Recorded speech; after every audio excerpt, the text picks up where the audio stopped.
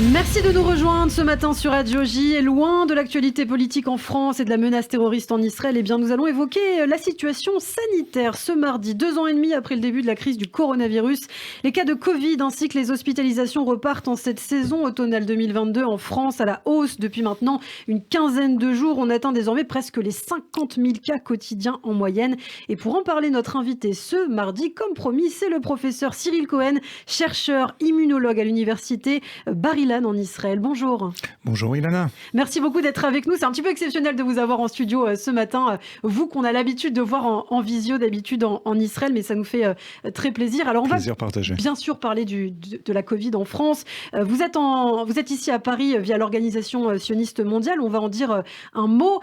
Et par ailleurs, puisque vous avez fait beaucoup de plateaux télé depuis que vous êtes arrivé à Paris, il y a eu une petite polémique. Vous avez provoqué une petite polémique hier, professeur, sur le plateau de CNews, notamment avec Pascal Praud, parce que vous portez la kippa, comme vous le faites à l'accoutumée. Je crois que ça n'a pas vraiment plu. Vous souhaitiez en dire un mot? Oui, non, enfin, moi je crois qu'une fois de plus, en tant que juif pratiquant qui vient ici, je n'ai pas compris justement cette question. Ce n'est pas, je n'essaye pas de délégitimer.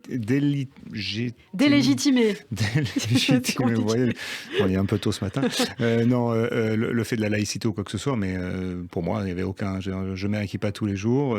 J'étais tenté de dire, écoutez, c'est la raison pour laquelle j'ai quitté la France il y a 30 ans. Mais bon, on va pas rentrer là-dedans. Dans le débat politique. Et puis bon, vous savez, je viens d'un pays qui s'appelle Israël, où on n'a aucun problème avec les signes religieux. On peut mettre le voile, on peut mettre une croix. J'ai des étudiants qui mettent tout cela. Je n'ai aucun problème. Et on est dans une université nationale, dans une enceinte de l'État d'Israël. Et il n'y a jamais eu aucun problème. On respecte les libertés, on respecte chacun. Eh bien, c'est important de dire ce matin. Alors, vous êtes là via l'Organisation sioniste mondiale. Peut-être un mot de cette visite? Oui, donc je suis le président de l'association de recherche contre le cancer en Israël et sponsorisé évidemment par l'OSM. Je fais une petite tournée justement où je rencontre public et professionnels à Paris, à Marseille et à Nice. À Nice et à Marseille. Demain, je partirai pour Nice et après-demain pour Marseille. Bezrat Hashem, si Dieu veut. Et donc, là, le but de ces, rencontres, c'est un peu de montrer Israël peut-être, bon, c'est ce que je fais aussi depuis 2 ans et demi avec le Covid. Et c'est pour moi très important de le faire aussi dans toutes sortes de pays, mais aussi de montrer les avancées médicales d'Israël, les avancées dans le domaine de la recherche contre le cancer, et aussi de parler, pour moi c'est le plus important de parler aussi aux élèves. J'étais à Lort hier, aujourd'hui à l'école Yavneh Paris, et vendredi à l'école Yavneh Marseille. Donc voilà, pour moi qui ai quitté la France il y a exactement 30 ans, c'est un peu boucler une boucle. Ouais. Bon, alors revenons au thème de la médecine, thème principal de cette interview. On a passé, professeur, la 8e vague de Covid en France. Faut-il craindre une 9e vague du genre dans notre pays? Où en est-on concrètement en France et aussi en Israël? Oui, je crois qu'on doit abandonner un peu ces chiffres, la 8e, la 9e, etc., parce que ça n'a plus grand sens. Je crois qu'il faut regarder de manière générale les variants avec lesquels on a affaire. On est en ce moment face à des variantes de la famille d'Omicron. On a eu évidemment le BA1 il y a 1 an, le BA2 quelques mois après. Là, on est avec les familles des BA5 et des BA2. Et donc, pour moi, ce ne sont pas des vagues, mais des fluctuations. En fait, ce qui arrive, c'est qu'il y a une montée des cas, une baisse des cas. Je crois qu'il ne faut pas regarder ça de la même manière que ce qu'on avait pensé ou vu il y a par exemple 1 an ou 2 ans avec les alpha, les bêta ou le début. On a aujourd'hui quand même une immunité qui est plus forte, d'une part grâce à la vaccination qui protège les personnes, à risque de maladies graves, et de l'autre avec une exposition énorme. On a des chiffres qui nous montrent que 90% de la population, 95% de la population a déjà été exposée à la Covid-19, ce qui permet de maintenir une certaine, immunité. Ça ne veut pas dire que si on l'a déjà eu, on ne l'aura pas. Ouais. Et ça ne veut pas dire que ceux qui ne l'ont jamais eu ne l'auront pas. Oui, c'est une maladie à laquelle il faudra qu'on s'habitue au même type. Oui, de la même manière qu'on connaît les cousins, les autres coronavirus qui reviennent de manière, c'est même pas saisonnier, ça revient plusieurs fois dans l'année et qui causent des rhumes. Voilà. Ouais. Bon, mais je ne dis pas évidemment que la Covid-19 est un rhume. Alors, parlons des vaccins, de la stratégie mise en place par le gouvernement français. Aujourd'hui, les plus de 60 ans peuvent et doivent bénéficier d'une 4e dose de vaccin, mais les jeunes ne sont toujours pas vraiment concernés. Est-ce qu'il faut que ça change? Non, je ne pense pas. Vous savez, en Israël, on a pris cette décision, vu ce que je viens de dire, que les vaccins, et c'est nos résultats, sont essentiellement protecteurs d'une forme grave, et de l'autre côté, qu'on ait des variants Omicron, il ne faut pas les sous-estimer, mais qu'on a des variants Omicron qui ont une létalité qui est peut-être 10 fois moins que ce qu'on connaissait passé avec les vagues précédentes et la population qui a été exposée. Donc si on prend tous ces facteurs, je dirais, en parallèle et on les considère comme facteurs principaux de notre politique sanitaire, il n'y a pas urgence du tout. Et en Israël, on recommande je ne vais même pas appeler la 4e dose, je vais appeler ça le booster, parce que la 4e dose, beaucoup l'ont faite déjà il y a 1 an en Israël. Donc ce booster ou le rappel, on le recommande pour les gens de plus de 65 ou 70 ans, les gens évidemment qui ont des comorbidités, parce que pour des gens qui n'ont pas un système immunitaire fiable ou d'autres maladies, la Covid est toujours létale. Alors bien sûr, l'État encourage les personnes à se faire vacciner, mais beaucoup de personnes se sont plaintes. C'est vrai, il faut en parler d'effets secondaires liés au vaccin ou pas. Alors est-ce que c'est lié au vaccin? Est-ce qu'on a des études fiables là-dessus? On a des études, évidemment.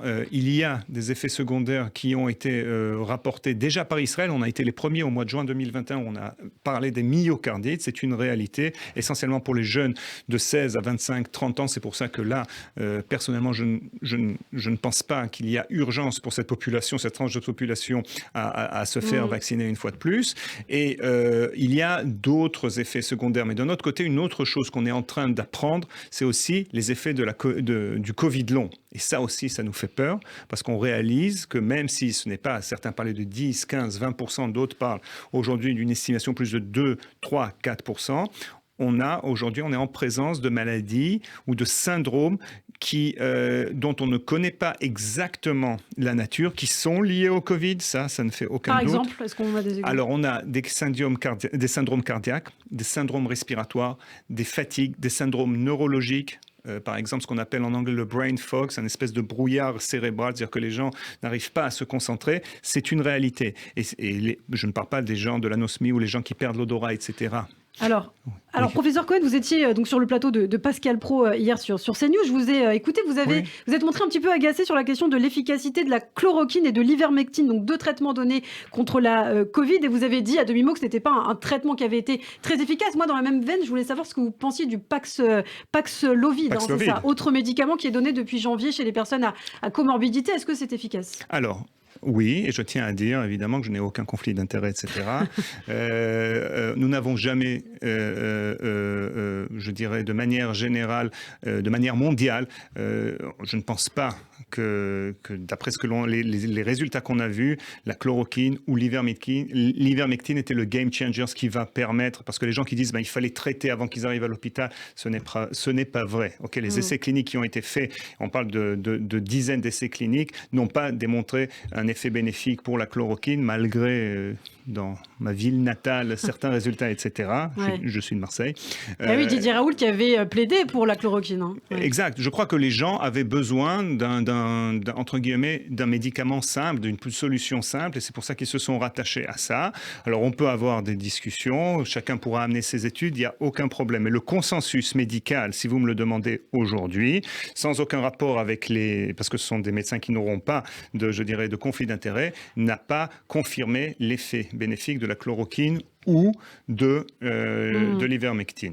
Maintenant, le Paxlovid, c'est un médicament qui effectivement est un médicament qui a beaucoup d'effets positifs. Il a aussi des effets secondaires. On ne peut pas le donner à tout le monde, mais pour beaucoup, il a vraiment facilité la guérison de la Covid. Alors, évoquons les gestes barrières. À l'heure où on réfléchit avec les différentes épidémies hivernales, et on va en parler, à rétablir le port du masque, notamment dans les transports en commun. Est-ce qu'il faut rétablir, selon vous, ces gestes barrières, donc le masque, et puis aussi plus loin, le confinement également? Est-ce que c'est vraiment efficace? Non, je crois qu'aujourd'hui, à l'ère de l'Omicron, ça fait plus d'1 an que je le dis, les confinements, même avant, les confinements, je crois que le premier confinement, c'est un confinement qu'on a décrété parce qu'on ne savait pas à quoi on devait faire face, mais très rapidement, on s'est rendu compte qu'il y a plus d'intérêt au niveau épidémiologique à encourager certains gestes barrières, mais l'impact du confinement à l'ère de l'Omicron n'a pas beaucoup de sens. Un virus qui est très, très, très contagieux. Ce qui veut dire, c'est que lorsqu'on est en présence, entre guillemets, d'une personne, même si, les confinements dans les pays occidentaux, c'est pas les confinements de ce qu'on voit en Chine. On pourra même en parler. Bien sûr. Donc, à mon avis, ça n'a aucun sens. Si on reste avec les mêmes variants, avec le même niveau de létalité, les confinements, non. Les masques, Moi, je le mets dans les transports publics à Paris, très bondé. Je le mets aussi dans l'autobus en Israël. D'ailleurs, c'est pas forcément que pour la Covid, c'est pour... Non, exactement. N'oublions pas la grippe. Pour moi, je vous le dis, je pensais sincèrement que la grippe, ou je pense que la grippe va être très problématique cette année, comparée à la Covid, même, certains disent même plus. Alors justement, on parle des confinements, et peut-être que ça a eu un effet négatif, on a pu l'entendre, sur cette remontée de cas de bronchiolite. Au total, 6882 enfants de moins de 2 ans sont passés aux urgences pour bronchiolite en métropole la semaine dernière. Il y a eu une baisse de l'immunité à cause de ça, notamment. Oui, vous savez, une fois de plus, ça c'est le gros débat de ce qu'on appelle la dette immunitaire, avec justement des études qui montrent qu'on a eu beaucoup de cas, par exemple déjà en juillet, en été 2021, par exemple en Israël, nos hôpitaux pédiatriques étaient bondés d'enfants qui, dans l'hiver 2020-2021, n'avaient pas été exposés à ces virus hivernales qui causent certaines maladies respiratoires, et donc, entre guillemets, le virus rattrapait un peu la course et infectait un peu plus, et donc on a vu des cas qui n'étaient pas classiques en été, on ne voyait pas ça. Et donc oui, ce qu'on pense, c'est qu'il est très possible qu'avec, dans un sens, un certain manque d'exposition, il y a moins d'immunité ou de protection au niveau de la population, et donc plus d'enfants, dans ce cas-là, qui sont enclins à attraper ce genre de maladie. Oui, certains médecins parlent de triple épidémie, donc grippe, rhume, gastro, bronchiolite. Est-ce qu'on court plus de risques de tomber malade cet hiver? Vous dites que la grippe va être assez violente? Non, je n'ai pas dit qu'elle va être violente, j'ai juste dit qu'on doit se préparer, qu'elle sera peut-être plus dure que ce qu'on voit maintenant avec la Covid-19, si on peut les comparer, parce qu'on se base sur deux choses. Un, ce sont les variants qui se baladent en ce moment, le H3N2 et certains et autres, et ce qu'on a vu aussi en Australie. En Australie, ils ont passé une très mauvaise saison de grippe. Donc j'espère que ça ne va pas être le cas, mais ce que je dis, il faut se préparer. Mais c'est aussi un thermomètre par rapport à nous, parce qu'on regarde ce qui se passe en Australie, puis après ça arrive chez nous. Exactement. Il y a une saisonnalité pour la grippe, chose que l'on n'a pas encore pour la Covid, donc ça nous permet justement d'essayer d'un peu de prédire ce qui va arriver. Alors vous parliez de la Chine tout à l'heure, on sait qu'en Chine, la situation est catastrophique, il y a une remontée des cas de Covid assez spectaculaire, et les personnes sont confinées, sont obligées de rester chez elles, les portes sont fermées, il y a des amendes et les gens peuvent être mis en prison. Également, qu'est-ce que vous pensez de cette situation? Je pense que la politique zéro Covid n'a pas fait ses preuves.